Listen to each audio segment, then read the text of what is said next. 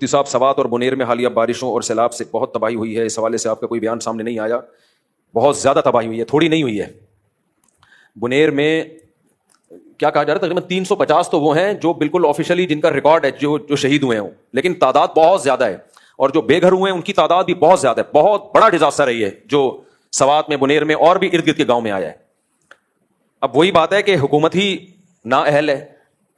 سندھ میں بھی ایسا ہی ہوتا ہے، سیلاب آتا ہے، ہزاروں لوگ مر جاتے ہیں، جو مختلف قسم کے ٹرسٹ ہیں وہ مدد کر رہے ہوتے ہیں، پھر گورنمنٹ اگلے سیلاب کا انتظار کر رہی ہوتی ہے. تو آج یہ پہلی دفعہ تو کے پی کے میں سیلاب نہیں آیا. میں جب کینیڈا میں تھا، جب ہم نے وہ ویڈیو دیکھی، کیا تباہی والی ویڈیو تھی، کتنے گھنٹے بیچارے وہ پانی کے بیچ میں کھڑے رہے ہیں، کوئی بچا لو ہمیں، اور سب کے سامنے ان کی موت واقع ہوئی ہے. کس قدر دردناک واقعہ ہے. تو بھائی ہم ملک میں مسلح لڑائی کے قائل نہیں ہیں، لیکن احتجاج تو کرو نا ان کے خلاف. کے پی کے کی گورنمنٹ اتنا فنڈ لے رہی ہے، سیلاب تو آتے رہیں گے، آسمان سے بارشیں تو برستی رہیں گی، بھائی پیشگی کوئی انتظام کرو آپ لوگوں کو تباہی بربادی سے بچانے کا. یہ ہمارے مقدر میں تھوڑی رہ گیا کہ ہم یہ حالات دیکھتے رہیں اور تبصرے کرتے رہیں اور روتے رہیں پیٹتے رہیں. تو گورنمنٹ کہاں گئی پھر؟ وہ یا معاذ اللہ کو معاذ اللہ برا بلا کہہ کہ بارشیں کیوں برسا رہا ہے وہ؟ اللہ کہے گا بارشیں جاپان میں بھی ہوتی ہیں، بارشیں امریکہ میں بھی ہوتی ہیں، بارشیں کینیڈا میں بھی ہوتی ہیں، کہیں یہ تباہی نہیں آتی. یہ صرف تمہارے ملک میں ہی تباہی آ رہی ہے. تو یہ اللہ کا عذاب نہیں ہے، یہ حکومتوں کا عذاب ہے جو ہمارے سر پہ مسلط ہوا ہے. تو اس لیے اس میں سب سے پہلے تو ان سیاسی حکومتوں کے خلاف آواز اٹھانی چاہیے اور مؤثر آواز اٹھانی چاہیے کہ تم لوگ کدھر سو رہے ہو. باقی ہماری کیا ذمہ داری ہے؟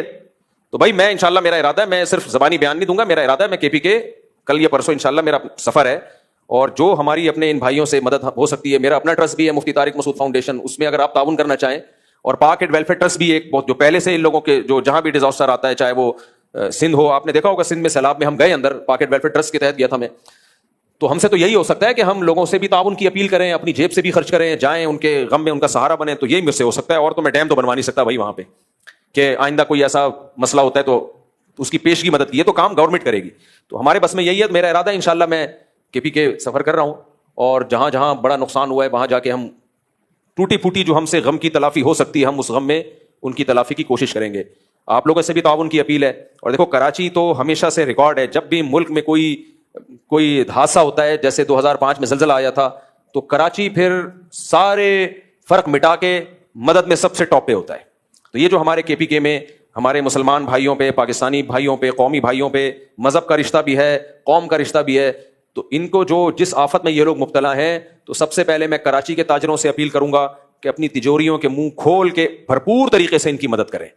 اور پنجاب والوں سے بھی اور کے پی کے والوں سے بھی، جو بھی مالدار لوگ ہیں ان کی ذمہ داری ہے.